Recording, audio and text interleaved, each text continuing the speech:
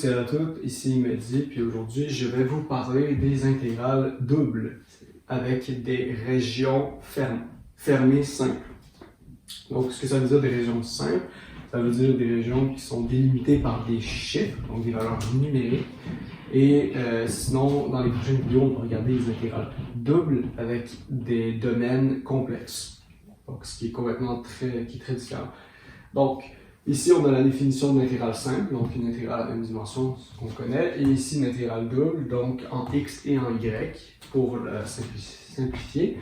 Et ici, une illustration d'une intégrale simple. Donc, quand on trouve une intégrale simple, quand on la calcule, on va trouver l'aire. Donc, ça ici, ça va être l'aire. Donc, par exemple, on a entre a et b, donc l'intégrale entre a et b de la fonction. Donc, ça, c'est f de x. dx. Et ça nous donne l'aire, tout simplement. Alors qu'en général, quand on calcule une intégrale double, ça nous donne un volume. Donc, par exemple, ici, si je dis j'intègre en x en y, sur le domaine, on va dessiner un domaine quelconque. Ça, c'est le domaine. Et bien, on va trouver le volume de la fonction. Donc, la fonction est ici en haut, fonction à deux variables. Et on va trouver un volume. Donc, on va mettre ici.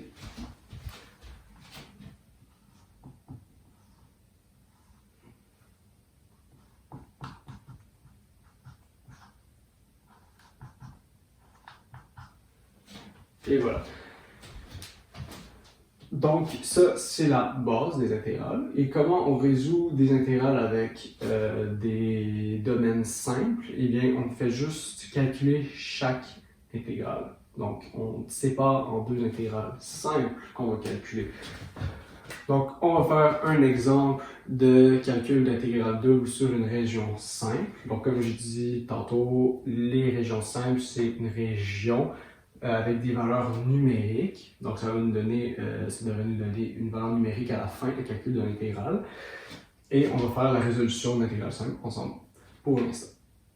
Donc, on va calculer une fonction, l'intégrale sur une fonction à double variable. Donc, la fonction à double variable, c'est xy, par exemple, donc x fois y. Donc, on va le calculer sur le domaine D. Donc, comme j'expliquais, le domaine D sur une intégrale double, c'est dans un plan. Donc, qu'est-ce qu'on a? Par exemple, nous, on a le domaine D, x, y appartient au réel, et x varie entre 0 et 1, et y varie entre 0 et 1. Donc, ce qu'on va faire, c'est qu'on va dessiner le domaine. Donc, c'est très important. Dans le calcul intégral avancé, il faut toujours dessiner son domaine, même si pour l'instant ça reste relativement simple, on va quand même le dessiner. Donc, le domaine, à quoi il ressemble? On a le plan cartésien x et y. 0 à 1 en x, donc x varie de 0 à 1, donc ici c'est 1, et y 0 à 1, donc ici 1. Donc, le domaine qu'on a, nous, c'est un tout petit carré. Ici. Donc ça ici, c'est le domaine D. Donc on intègre sur un petit carré. Donc comment on fait pour résoudre l'intégrale? Donc ce que ça veut dire, c'est l'intégrale de f de xy, donc qui est xy, donc on peut réécrire ça à intégrale sur le domaine de xy et dA. Dans le fond, dA, quand on a une intégrale double, pour l'instant, nous, ça va être dx fois dy. Parce que dA, c'est un tout petit élément de dx fois un tout petit élément de dy. Donc, dx, dy. Et là, vous pouvez dire, ah, ça ne fonctionne pas. Là, il y a une intégrale simple avec deux bornes d'intégration. Donc, on rajoute une borne ici. C'est une intégrale double sur le domaine D, D qui est 0 à 1, 0 à 1, de xy, dxy. Donc, quand on calcule l'intégrale, ça revient à faire de 0 à 1, de 0 à 1. Pour l'instant, ça n'a pas d'importance lors des bornes, puisque c'est les mêmes, 0 à 1, 0 à 1, x, y, dx, dy. Mais bon, si x avait été de 0 à 2, eh bien, on aurait été obligé de mettre le 2 ici. Pour la simple et unique raison que le dx vient avant le dy. Mais dans ce cas-là, vu que c'est 0 à 1 des deux côtés, on le fait de cette façon-là. Donc, quand on résout l'intégrale, on peut nommer ça I.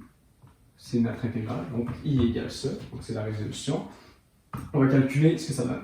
Bon, première étape à faire, c'est on va faire comme si c'était une intégrale simple. On va résoudre celle-ci en premier. Donc on va résoudre l'intégrale en x en premier, puis ensuite on va résoudre l'intégrale en y.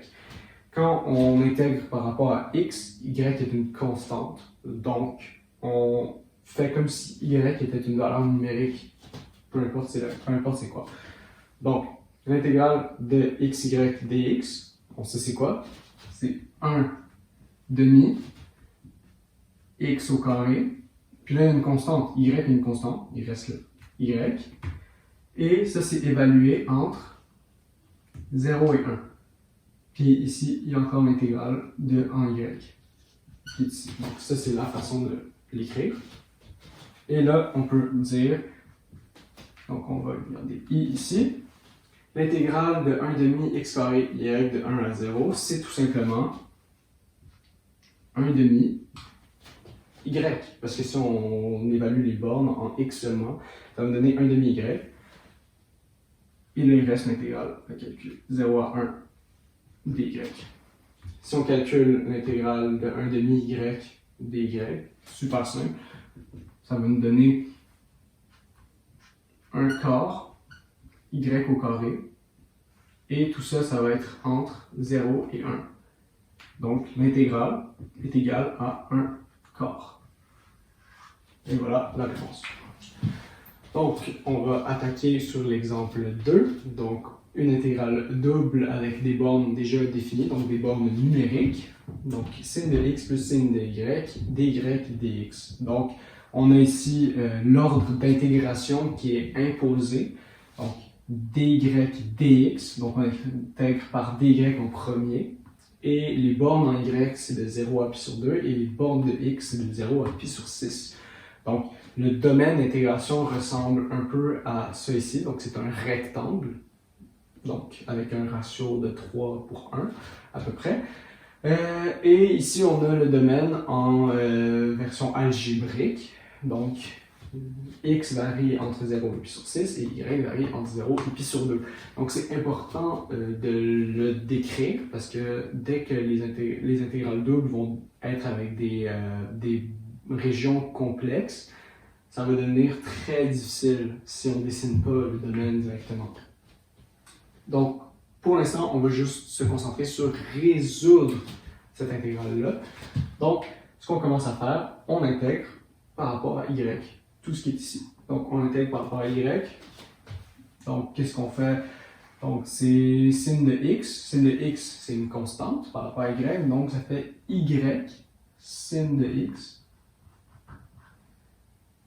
plus sin de y. L'intégrale de sin de y, c'est moins cos de y. Donc, on a moins cos de y. Et tout ça, c'est entre les bornes 0 à pi sur 2. 0 à pi sur 2 dx. Et ici, on a encore l'intégrale qu'on n'a pas encore fait, l'intégrale par rapport à x. Donc, si on calcule ça, de pi sur 2, ici on est y, 0, donc ça fait pi sur 2 sin de x. Cos de y de pi sur 2 à 0, c'est 1, plus 1. Donc, ici. Et là, on intègre pi sur 2 sin de x plus 1 de 0 à pi sur 6 par rapport à x. Donc là, ça devient une intégrale simple, donc très facile à calculer. Donc, l'intégrale de sin de x par rapport à x, on l'a dit, c'est moins pi sur 2 cos de x plus x. Et là, on intègre entre pi sur 6 et 0. Donc c'est ça. Donc c'est assez simple. Et ça nous donne le résultat de l'intégrale que j'ai noté ici. Donc ça donne moins 3